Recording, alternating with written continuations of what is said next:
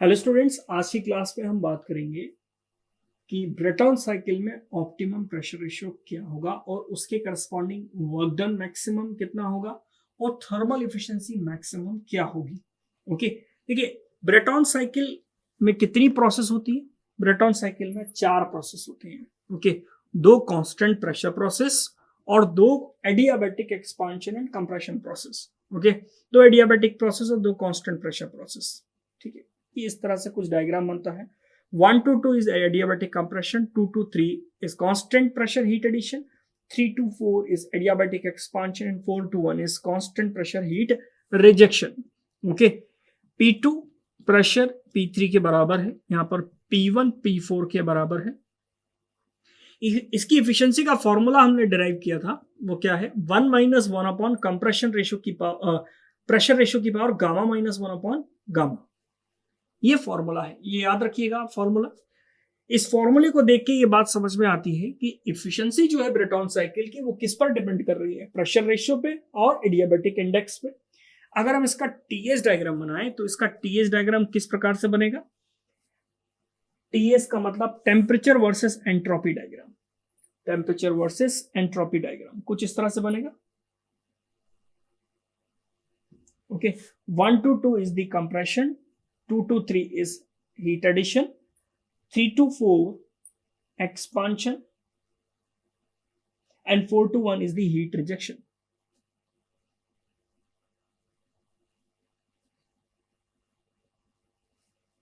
Okay,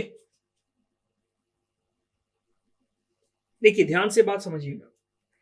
अगर आपको maximum efficiency चाहिए तो आप प्रेशर रेशियो को चेंज करेंगे, क्योंकि एफिशिएंसी प्रेशर रेशियो पर डिपेंड कर रही है। लेकिन एक इंपॉर्टेंट पॉइंट है एफिशिएंसी में, तो ब्रेटन साइकिल में, जो कि हम already auto cycle, diesel cycle में इस तरह की बातें कर चुके हैं कि साइकिल में 4 टेम्परेचर है, उस 4 में से 2 टेम्परेचर आपके हाथ में नहीं है। कौन कौन से 2 टेम्परेचर आपके हाथ में नहीं है। T1 क्योंकि ये मिनिमम टेम्परेचर है, एयर सराउंडिंग से सक करके कंप्रेशन में लेकर आ रहे हैं हम, तो सराउंडिंग का टेम्परेचर तो क्या है, वो आपके हाथ में नहीं है, वो जितना ही उतना ही रहेगा, उसको आप चेंज नहीं कर सकते। तो T1 में कोई किसी प्रकार का कोई चेंज नहीं कर सकते एफिशिएंसी को बढ़ाने या घटाने के लिए। दूसरा पॉइंट है T3। T3 जो है वो मैक्सिमम टेम्परेचर है। T3 maximum temperature, maximum temperature को भी आप चेंज नहीं कर सकते। कैसे, आपने इतनी हीट ऐड कर दी उसके अंदर, जैसे जैसे आप हीट ऐड करेंगे टेम्परेचर बढ़ता चला जाएगा। आप इतनी हीट ऐड नहीं कर सकते जो कि मटेरियल की मेटलर्जिकल कंडीशन को क्रॉस कर दे। ओके, मेल्टिंग पॉइंट से ज्यादा हो जाए तो जो हमारा सिस्टम जिस मटेरियल का बना है वो सस्टेन नहीं कर पाएगा और सिस्टम फेल हो जाएगा। तो मैक्सिमम टेम्परेचर भी फिक्स हो गया, T3 भी फिक्स हो गया कि प्रेशर आपको इतना रखना है जो कि T3 की मैक्सिमम लिमिट को क्रॉस ना करे।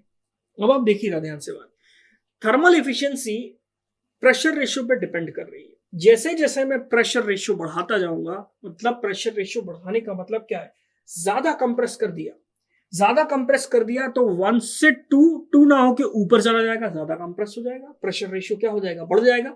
क्योंकि प्रेशर रेशियो का फॉर्मूला क्या लिखते हैं, P2/P1 या फिर P3/P4। ज्यादा कंप्रेस करेंगे तो at the end of the compression आपको ज्यादा प्रेशर मिलेगा और जिससे कि P2/P1 क्या हो जाएगा, प्रेशर रेशियो बढ़ जाएगा। अगर आप ज्यादा एक एक करके देखते हैं, अभी हमने कंप्रेस किया 1 से 2 तो यहीं तक 0.2 था और उसके बाद फिर हमने हीट को ऐड किया तो 0.3 यहां आ गया। हमने ज्यादा कंप्रेस किया तो एक नया पॉइंट मिला 2 क्योंकि जब आप कंप्रेस करोगे तो प्रेशर तो बढ़ेगा लेकिन साथ साथ में क्या और बढ़ जाएगा, टेम्परेचर भी बढ़ जाएगा। तो प्रेशर के साथ साथ टेम्परेचर भी बढ़ेगा। 2 यहां कहां होगा, ऊपर की तरफ और ऊपर निकल जाएगा 2। क्लियर, तो 2 इस पॉइंट पर आ गया। अब आप हीट ऐड कर रहे हैं, जब आप हीट ऐड कर रहे हैं तो ये बात ध्यान रखिएगा कि T3 मैक्स को क्रॉस नहीं करना चाहिए। तो इस तरह से हीट ऐड कर दी तो ये आ गया आपके पास 0.3 और प्रेशर बढ़ा दिया आपने। ठीक है, क्यों कर रहे हैं हम ऐसा, क्योंकि हमने ये देखा कि इफिशियंसी प्रेशर रेशियो पर डिपेंड कर रही है। प्रेशर रेशियो में जितना बढ़ाता जाऊंगा टेम्परेचर बढ़ता चला जाएगा, प्रेशर रेशियो अगर मैं बढ़ाता जाऊंगा तो इफिशियंसी भी बढ़ती चली जाएगी।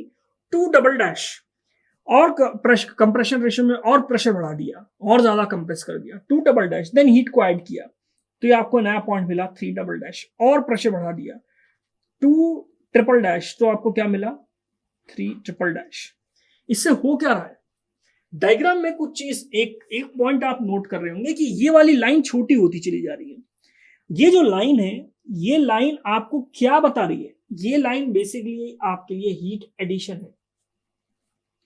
ज्यादा कंप्रेस कर देंगे तो हीट एडिशन आपको कम करना पड़ेगा, कम फ्यूल डालना पड़ेगा, क्योंकि अगर आपने ज्यादा ऐड कर दिया तो वो T3 को क्रॉस कर देगा। तो जितना ज्यादा कंप्रेस करेंगे उतना कम हीट ऐड करेंगे। तो आप बोलेंगे अच्छा ही तो है, कम हीट तो ऐड करनी पड़ेगी, लेकिन हीट एडिशन से ही तो वर्क मिल रहा है।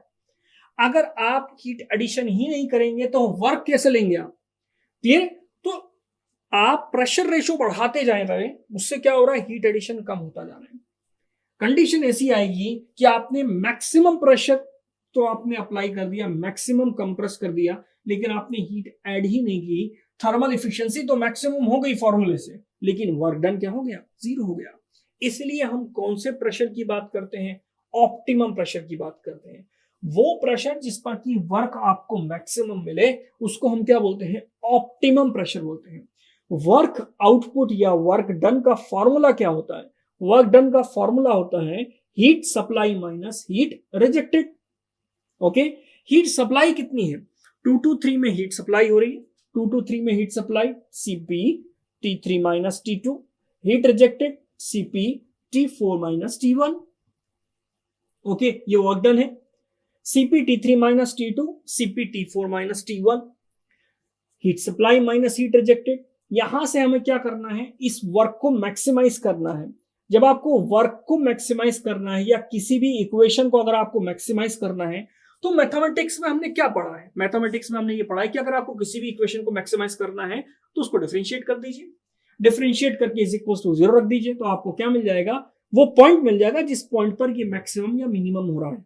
तो हम क्या करें, इस वर्क को डिफरेंशिएट करें, डिफरेंशिएट करें with respect to pressure ratio.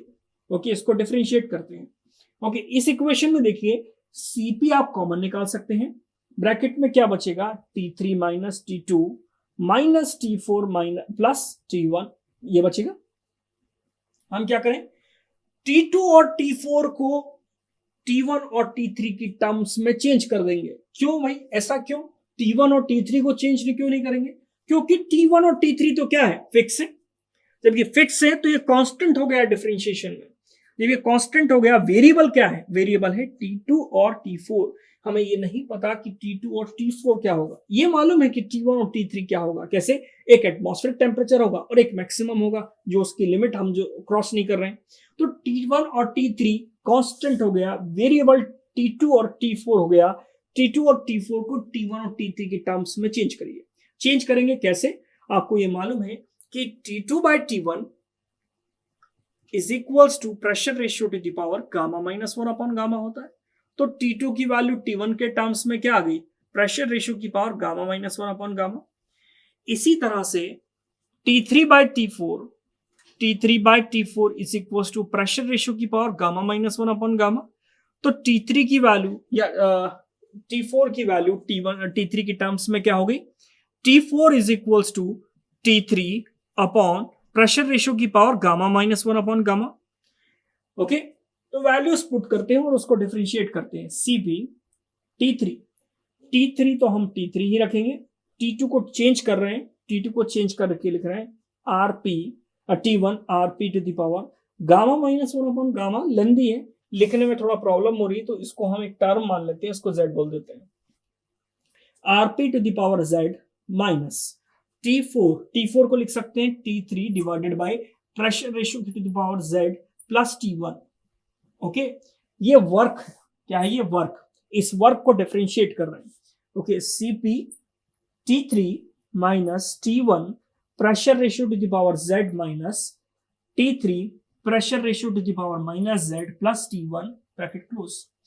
हम इस वर्क को क्या करें, इस वर्क को डिफरेंशिएट करें विद रिस्पेक्ट टू Z और इज इक्वल टू क्या रख दें, 0 with respect to Rp, sorry with respect to Rp, with respect to, ये देखिए ऊपर लिखा था विद रिस्पेक्ट टू आरपी, मतलब प्रेशर रेशियो के रिस्पेक्ट में हम उसको डिफरेंशिएट करें, उस इक्वल्स टू 0 रखते हैं। कांस्टेंट का डिफरेंशिएशन क्या होता है? 0। आगे सॉल्व करते हैं। सीपी T3 का डिफरेंशिएशन 0, T1 Z आगे आ जाएगा और Z में एक कम हो जाएगा, आरपी Z-1। डिफरेंशिएशन का फॉर्मूला अगर आप याद नहीं है तो मैं आप यहां पर लिख देता हूं। x की पावर n का डिफरेंशिएशन अगर आप करते हैं तो क्या लिखते हैं? nx की पावर n-1। पावर आगे आ जाती है और पावर में एक कम हो जाता है, तो पावर आगे आ गई और पावर में एक कम हो गया, माइनस z आगे आ गया तो ये plus T3, okay, minus z आगे आ गया तो माइनस प्लस हो गया, z rp to the power -z-1 is equals to 0, क्योंकि T1 भी 0 हो गया, इज इक्वल्स टू 0 पुट कर दिया ताकि हम वो पॉइंट्स निकाल सके जिस पॉइंट पर ये फंक्शन क्या हो? मैक्सिमम हो। सॉल्व करते हैं। माइनस z, माइनस को उस तरफ लेकर चले जाएंगे तो वो प्लस हो जाएगा। z T1 rp की power z-1 is equals to T3 z rp की पावर -z-1। क्या क्या चीजें कैंसिल आउट हो रही है? z से z क्या हो गया? कैंसिल, ओके, z से z कैंसिल हो गया। T3 by T1 is equals to rp की power -z-1 divided by T3 by T1 हो गया, ये इस तरफ आ गया और ये नीचे की तरफ चला गया, तो ये हो जाएगा rp की power z-1 divided by rp की पावर -z-1, ये ऊपर चला जाएगा, rp z-1 multiplied by rp, minus को कॉमन निकाल लिया z+1, ओके, माइनस को कॉमन निकल लिया z+1 हो गया, और जब ये ऊपर जाएगा तो आगे पावर में क्या आ जाएगी? माइनस आ जाएगा, तो माइनस माइनस क्या हो जाएगा? प्लस। तो T3 बाय T1, T3 क्या है? मैक्सिमम टेम्परेचर, और T1 क्या है? मिनिमम टेम्परेचर, साइकिल का मिनिमम टेम्परेचर। इसको सॉल्व कर रहे हैं, बेस से में पावर प्लस हो जाएंगी, rp की पावर 2z, rp की पावर क्या आ गई? 2z, और z क्या है? गामा -1/गामा। तो यहां पर प्रेशर रेशियो का फॉर्मूला आ रहा है, वो प्रेशर रेशियो कितना आ रहा है? Tmax by Tmin to the power 1/2z। जब ये 2z हटेगा तो दोनों तरफ 1/2z करना पड़ेगा, तो 1/2z, तो इसको हम क्या लिखें? इसको हम इस तरह से लिखते हैं 1/2z, और z को क्या लिखेंगे? गामा -1/गामा, और गामा कहां चला जाएगा? ऊपर, तो यह जाएगा गामा/2 इंटू गामा -1, और 1/2 क्या होता है? Under root. तो ये मैक्सिमम प्रेशर रेशियो है। इस प्रेशर रेशियो पर ये वर्क क्या होगा? मैक्सिमम होगा। कितना मैक्सिमम होगा? फॉर्मूला क्या होगा उसका हम नेक्स्ट उसमें देख रहे हैं, नेक्स्ट वीडियो में देखेंगे। ये आपका ऑप्टिमम प्रेशर रेशियो है। क्या ये? Optimum pressure ratio. इस ऑप्टिमम प्रेशर रेशियो पे आपको ये वर्क क्या मिलेगा? मैक्सिमम। इस ऑप्टिमम प्रेशर रेशियो पे आपको एफिशिएंसी क्या मिलेगी? मैक्सिमम। तो कितना मैक्सिमम होगा ये हम नेक्स्ट वीडियो में देखेंगे। Okay, thank you.